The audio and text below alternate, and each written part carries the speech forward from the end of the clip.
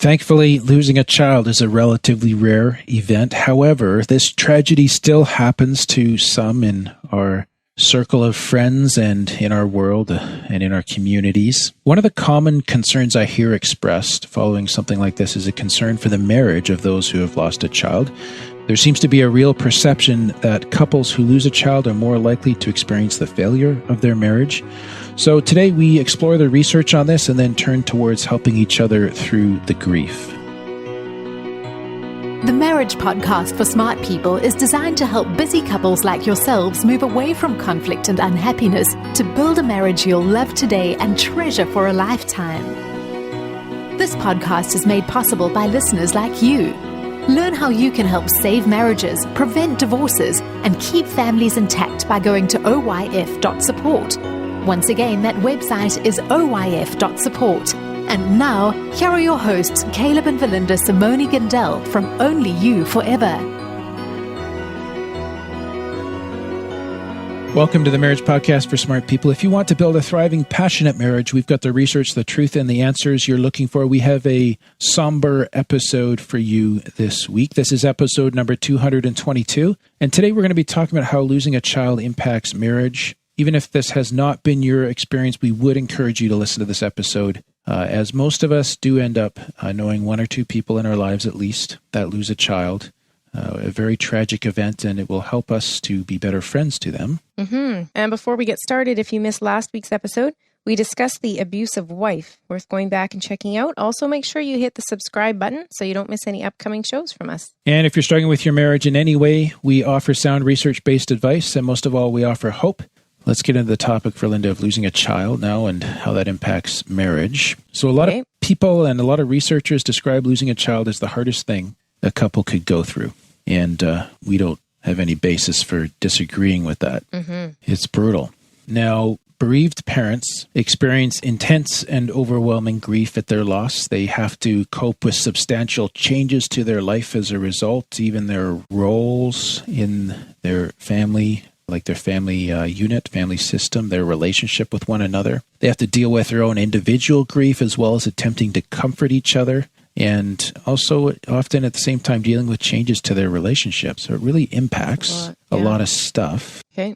And it's a subject we wanted to address here on our show, but we have to be upfront. We've never been through this ourselves. Others have, and there are helpful blogs and articles on the internet from those who speak to this issue from a very, very personal place. And those are very valuable resources. Our approach here is different, though. We wanted to look at the research and see what happens not just in the life of this couple or that couple, but across the experiences of many marriages to see what could be learned. So we hope that just adds another useful voice in the many people trying to help those that find themselves in this situation. First thing is that losing a child doesn't increase divorce rates. There's no doubt. Good. Yeah. And there's no doubt, Verlinda, that this loss could potentially have a huge impact on marital quality, but the research finds no link between the loss of a child and marital stability. It's not denying that there's an impact, but that's encouraging. So the idea that losing a child makes divorce more likely is in fact a myth. And that was asserted in a study by Albuquerque et al. In 2016. So some pretty recent research there. But it can definitely impact the marriage in other ways. And the researchers noted this. One possibility, increased strain and conflict. Like it's just hard, right? Reduced communication. Easy to kind of get lost in yourself. Distancing, reduced sexual functioning. Those can all come into play. Okay. Yet, despite the extreme grief of losing a child, not all couples experience those negative outcomes. Setting the grief and loss itself to one side for the moment, some couples end up stronger as a result of coming through a tragedy like this. And this is partly down to situational factors, things outside the couple's control, which we'll talk about in a moment, partly to how the couple grieves, and partly comes down to how strong the couple were before the loss as well. So, yeah, we've talked about that with other things before too. Marriage being a resiliency factor in challenges, right? Yeah, that's why you need to make your marriage good. Yeah. Before these things happen. Yeah. And because there's these different factors, it just highlights the fact that everybody's journey is going to be a little bit different too, right? Yeah. But here's some situational factors. One is that may impact it one way or the other, okay? Okay. One is the cause of death. And we want to be cautious about comparing the cause of death, knowing that each case is so unique and the grief is so profound in each case. But generally, Losing a child in sudden or violent circumstances like accidents, homicide, or suicide is much more distressing to the marriage than other causes such as illness or stillbirth. Not to minimize those, but you can there can be an added trauma layer versus if you know something's sort of coming and you have time to prepare for that.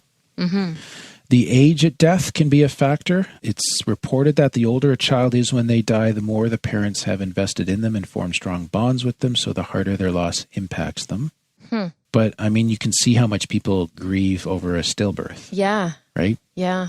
So, like, there's an innate bond. But I wonder if it's a difference case between, like, grieving what would have been versus, like, the loss of this person you know so well. Yeah, I don't the know. building of a relationship. Yeah. There's a factor there, right?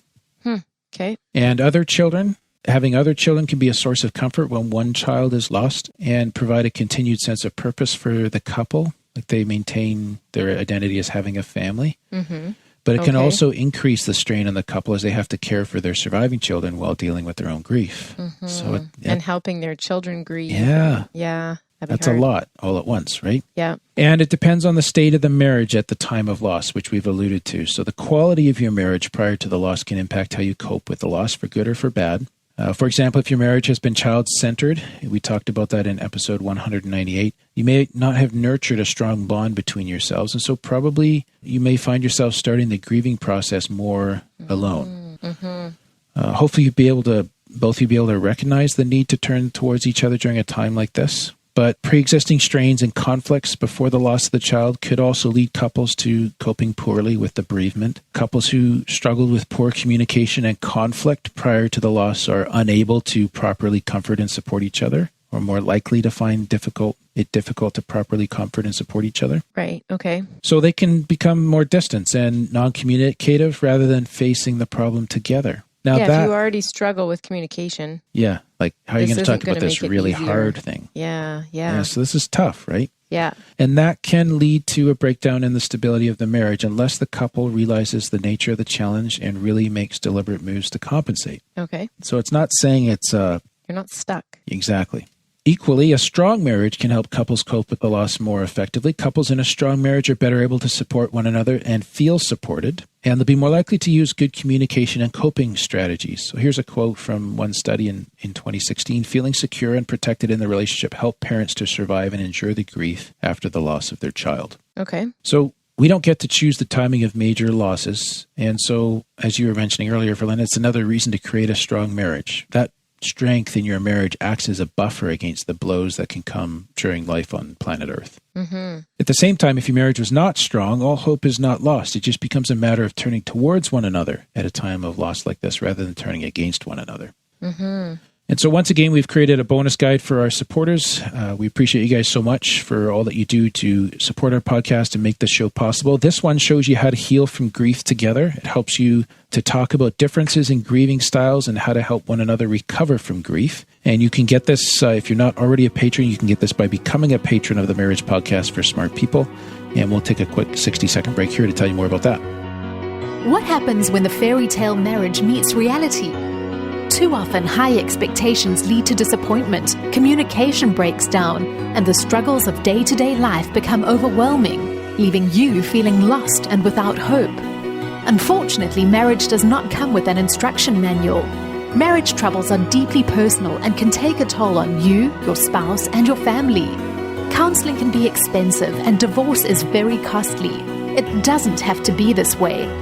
Caleb and Valinda understand your pain and frustration.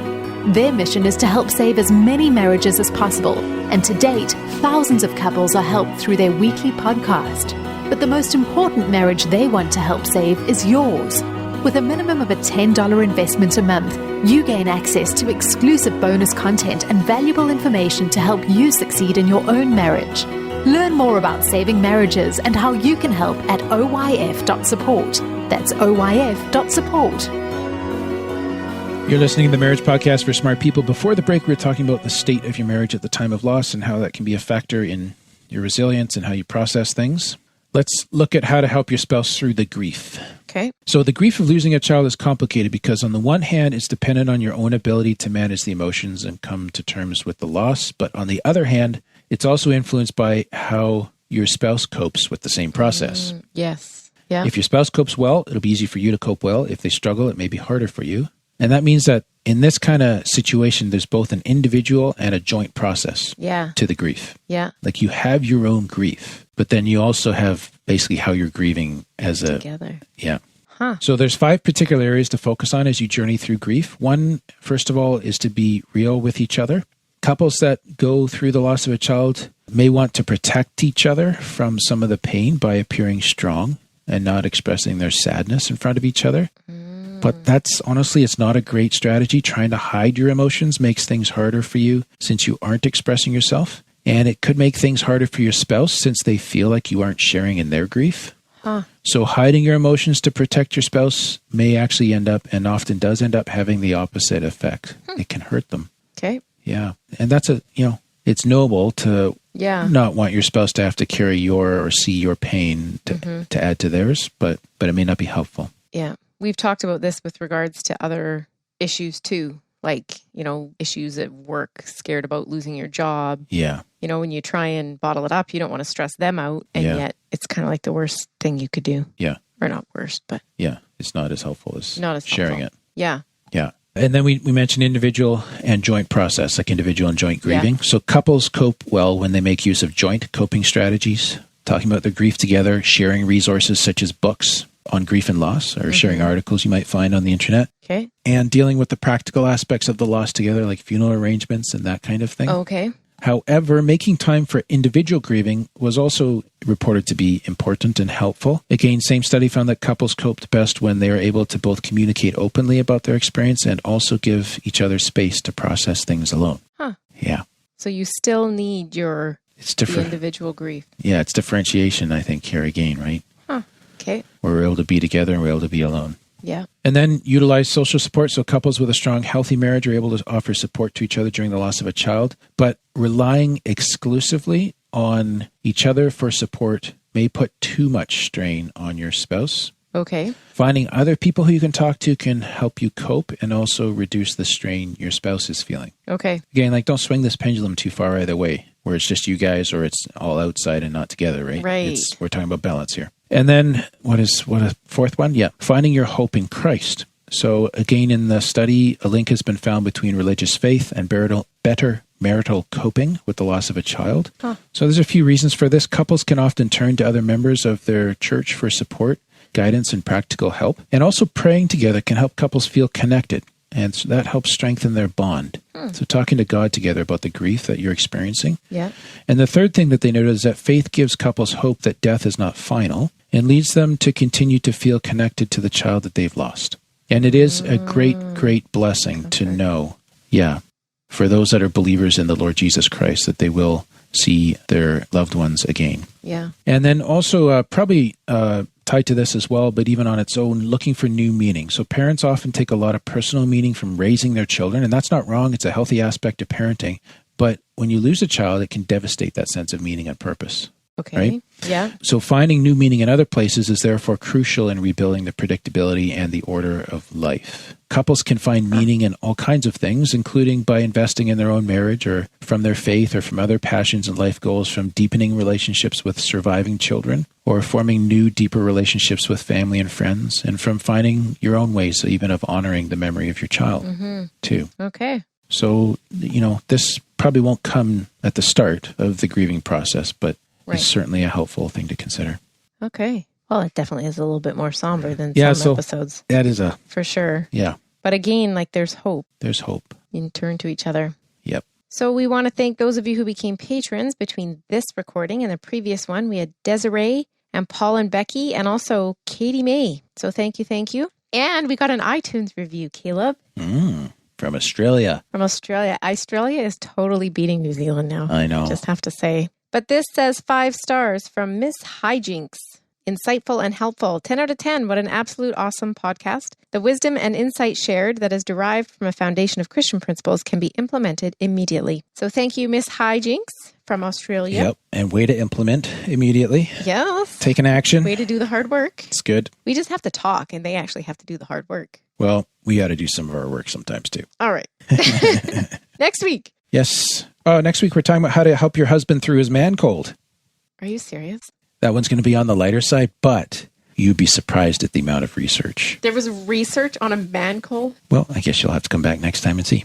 This is a real phenomenon for Linda that leaves a lot of men distressed and disabled and not receiving enough compassion and empathy. Compassion and empathy from their wives. Well, that is all for today's episode. Maybe I should have backed that one up against the abusive wife episode. Oh, yeah. You can get the full show notes at oif.link/222. That was my house number growing up, 222. Aw. I know. That's so sweet. Find out how you can help marriages. Go to oif.support. Thanks, and we'll see you next week. The Marriage Podcast for Smart People is totally funded by listeners who support Caleb and Valinda in their mission to save marriages.